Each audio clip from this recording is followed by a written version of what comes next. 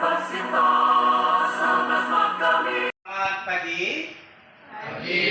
Apa kabar kalian semua? Baik. Bapak dan surga, kami bersyukur dan terima kasih Bapak Ibu. Atas berkat makanan ini, kami bisa bertemu Bapak ini. Albertus Dopo, Beta Lestari, Bapak, Maximus Fernando, Hadir, Pak.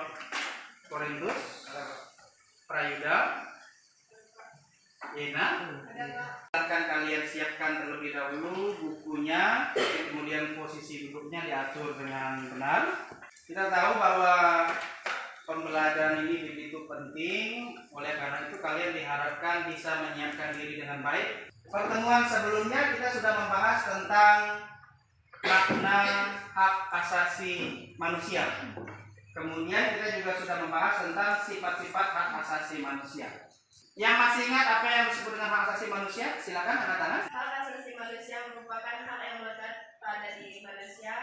Hak asasi manusia itu memiliki 4 sifat. Semua manusia tanpa terkecuali. Yang kedua yang masih ingat, silakan. Apa yang kedua? Utuh, hak manusia tidak dapat dibagi-bagi. Tuh, yang ketiga. Hakiki, hak yang sudah dibawa sejak lahir. Baik. Yang terakhir yang masih ingat, silakan angkat tangan. Baik. Kekal, tidak dapat diambil dan dipindah ke orang lain. Hari ini kita akan mempelajari tentang kompetensi dasar yang KD 3.1, yaitu tentang menganalisis pelanggaran hak asasi manusia dalam perspektif Pancasila dalam kehidupan berbangsa dan bernegara. Berkaitan dengan tujuan pembelajaran ada 4. Nanti diharapkan kalian itu bisa mengenal kasus-kasus pelanggaran hak asasi manusia. Kita menentukan juga penyebab pelanggaran hak asasi manusia sampai pada menganalisis akibat pelanggaran hak asasi manusia, dan yang keempat kita mengatasi pelanggaran hak asasi manusia. Kita akan menggunakan metode belajar diskusi kelompok. Nanti di bagian diskusi kalian akan dibagi menjadi beberapa kelompok untuk mendiskusikan dan mempresentasikannya. Materi hari ini kasus-kasus pelanggaran hak asasi manusia. Hak asasi manusia itu juga sebenarnya sudah termuat di dalam nilai-nilai dasar Pancasila. Kita lihat di sini. Sila pertama, kita itu mempunyai kemerdekaan untuk beragama, kemudian melaksanakan ibadah. Kemudian yang kedua, hak kita sebagai manusia itu adalah mendapatkan perlakuan yang sama, tidak mendapatkan perbedaan dari orang lain. Persatuan Indonesia, kita itu harus memperoleh hak untuk bisa hidup dalam kedamaian dan ketertiban. Kemudian yang keempat adalah bebas dalam berpendapat dan bebas dari tekanan orang lain. Kalau kita melihat dari hak asasi manusia dalam nilai Pancasila ini, memang sebenarnya sudah disampaikan begitu banyak hak yang kita bisa dapatkan sesuai dengan nilai yang didapatkan di dalam Pancasila. Namun kenyataannya dalam kehidupan sehari-hari itu masih banyak terjadi pelanggaran-pelanggaran hak asasi manusia yang tidak kita peroleh. Bahkan kita itu mendapatkan banyak kasus-kasus yang bisa menimpa kita, bahkan kita sendiri yang bisa menjadi pelakunya.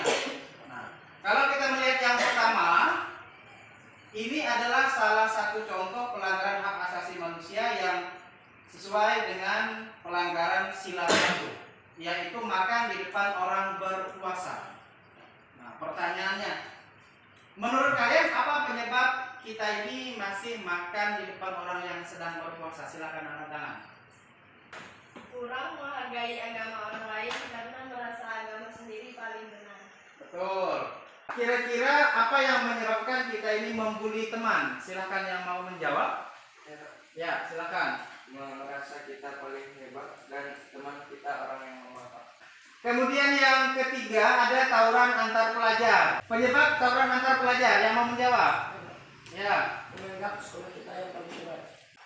Kalau terjadi tawuran antar pelajar, kira-kira dampak yang akan terjadi itu apa? Kita bisa diberhentikan dari sekolah. Penyebab dari memaksakan kehendak. Merasa pendapat kita paling benar dan Merasa pendapat kita paling benar. Kemudian yang terakhir, ini adalah yang ketidakadilan. Ini gambar orang akan membagi uang ya. Yang sebelah sini dapatnya banyak, yang sebelah sini mendapatkannya sedikit. penyebab ketidakadilan ini? Kita membeda-bedakan orang lain. Kita membeda-bedakan orang lain. Dampaknya apa?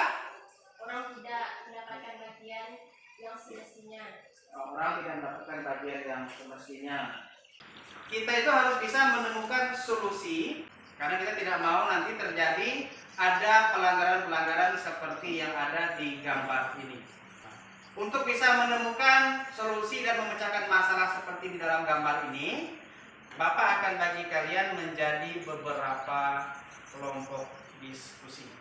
Oke, Bapak sudah bagi kalian menjadi beberapa kelompok, dan ini Bapak bagikan lembaran yang harus kalian kerjakan.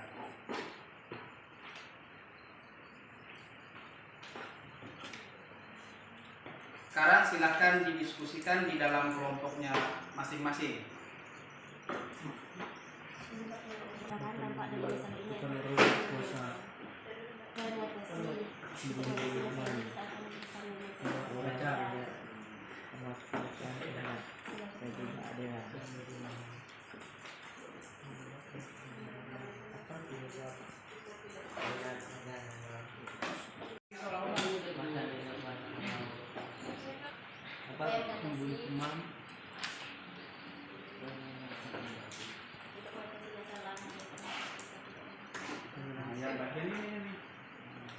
Nah, kalian sudah selesai melakukan diskusi kelompok. Sekarang waktunya untuk masing-masing kelompok itu mempresentasikan hasil dari diskusi kelompoknya tentang solusi untuk mengatasi pelanggaran hak asasi manusia. Menurut kelompok kami, penyebab kita tidak menghargai orang yang sedang berpuasa dengan makan dan minum di depan mereka adalah kita kurang memiliki rasa toleransi dan menganggap agama kita yang paling benar. Kedua, dampak pelanggaran. Dampak kita tidak menghargai orang yang sedang berpuasa dengan makan dan minum di depan mereka adalah bisa terjadi perpecah dan konflik antar agama yang mengakibatkan perkelahian. Yang tiga, upaya mengatasi pelanggaran. Menurut kelompok kami, yang harus kita lakukan untuk menghargai orang yang sedang puasa, kita harus menyadari bahwa dudukan semua agama benar dan kita wajib untuk menghargai agama orang lain. Tawuran pelajar. Menurut kelompok kami, tawuran antara pelajar disebabkan merasa tidak suka pada siswa sekolah lain, sehingga menyebabkan timbul perkelahian antar sekolah. Dampak dari tawuran pelajar adalah terjadi korban luka maupun korban jiwa dari siswa yang melakukan perkelahian.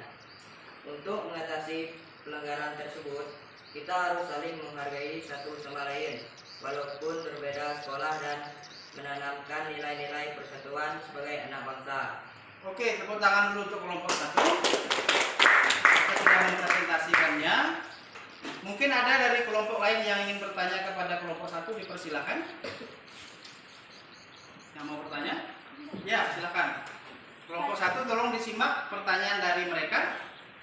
Tadi kelompok kalian ada mengatakan istilah rasa simpati. Apa maksudnya? Nah, ada pertanyaan dari kelompok 2 yang disebut dengan rasa simpati itu apa? Rasa simpati adalah rasa peduli sekaligus rasa kasihan terhadap kondisi orang lain.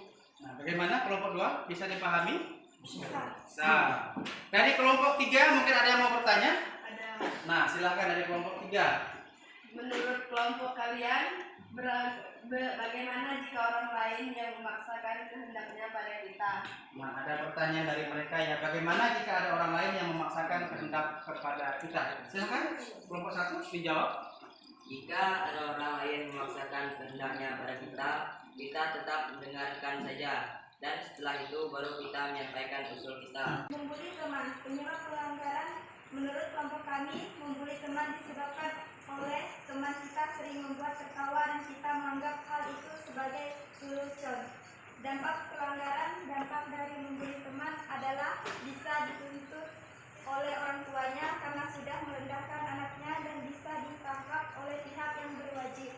Upaya mengatasi pelanggaran. Untuk mengatasi masalah ini, kita harus berusaha untuk tidak menertawakan kesalahan teman kita dan lebih baik kita mencoba untuk memberi semangat dan motivasi memiliki kekurangan. Tepuk tangan dulu untuk kelompok 2. Mereka sudah mempresentasikan hasil diskusinya. Mungkin dari kelompok yang lain yang ingin bertanya dengan kelompok 2, silakan. Mengapa kita harus berlaku adil dengan sesama? Nah, mengapa kita harus berlaku adil dengan sesama? Kelompok 2 silakan ditanggapi. Berlaku adil sangat penting dilakukan karena dengan berlaku adil kita sudah bijak dan melakukan sesuatu. Kasus ketidakadilan. Penyebab ketidakadilan menurut kami adalah rasa kekeluargaan yang terlalu tinggi, di mana kita merasa orang yang paling dekat dengan kita harus diutamakan. Dampak dari ketidakadilan adalah muncul rasa cemburu sosial dan iri hati dari pihak yang merasa dirugikan. Untuk mengatasi masalah ini, menurut kelompok kami, kita harus menanamkan rasa tanpa membeda-bedakan dalam memberikan sesuatu kepada orang lain sehingga tercipta keadilan. Oke, tepuk tangan untuk kelompok 3 sudah presentasi. Pendapat mereka bagus sekali hasil diskusinya. Mungkin dari kelompok 1 dan 2 ingin bertanya, disilakan untuk bertanya. Siapa? Baik. Dari kelompok 2 ingin bertanya, silakan. Kelompok 3 disimak pertanyaannya. Menurut kelompok kalian, apa yang harus dilakukan jika ada teman salah dalam berpendapat? Menjelaskan dampak yang akan terjadi jika melakukan tawuran seperti ada korban dan bisa mendapat sanksi hukum. Oke, tepuk tangan untuk kelompok 3. Nah, tadi kalian semuanya sudah mempresentasikan hasil diskusi kelompoknya dan sudah terjadi tanya jawab. Dan sekarang sudah kembali ke posisi semula. Mungkin masih ada yang belum jelas dari hasil diskusi tadi yang ingin bertanya. Bapak persilakan. Nah, silakan. Bagaimana cara kita supaya menerima usul orang lain di saat kita merasa bahwa pendapat kita sudah benar? Nah, di sini ada satu teman kalian bertanya, bagaimana cara kita supaya kita itu bisa menerima usul orang lain di saat kita merasa bahwa pendapat kita sudah benar. Mungkin ada yang ingin menjawab terlebih dahulu? Nah, silakan. Kita berusaha membuka diri dengan menyadari bahwa pendapat kita juga masih banyak kekurangannya. Baik, tepuk tangan dulu ya. Jadi betul yang dijawab oleh teman kalian bahwa jika kita merasa pendapat kita sudah benar, kita juga tetap harus membuka diri. Karena kadang-kala kita itu membuat suatu pendapat hanya berdasarkan pada pandangan diri sendiri. Selanjutnya kita akan membuat kesimpulan dan refleksi dari kegiatan pembelajaran kita hari ini. Dalam cara beribadah dengan agama lain, kita banyak sekali perbedaan, tetapi kita harus tetap saling menghargai. Ya, betul. Itu yang pertama. Yang kedua yang ingin memberikan kesimpulan, silakan. Berlaku bully terhadap orang lain tidak boleh kita lakukan karena bisa menyebabkan mereka menjadi tertekan bersama. Oke, yang ketiga yang ingin memberikan kesimpulan, silakan. Ya. Dalam sebuah forum kita tidak boleh melaksanakan pendapat dan kehendak kita pada orang lain. Baik, tepuk tangan untuk teman-teman kalian yang sudah. Ini adalah soal yang harus kalian kerjakan. Silakan kalian tulis 5 soal yang harus kalian kerjakan ini. Jadi minggu depan soal yang tadi sudah kalian tulis, minggu depan sudah dibawa dengan jawabannya. Untuk pertemuan minggu depan kita akan membahas pada materi tentang pelanggaran-pelanggaran hak asasi manusia yang berikutnya. Ya Tuhan, terima kasih untuk Tuhan kami dalam ruangan ini. Sekarang kami mau pulang rumah kami dalam perjalanan sampai rumah dengan selamat. Ya Tuhan, demi doa anakmu, demi Kristus Tuhan dan pengacara kami. Amin.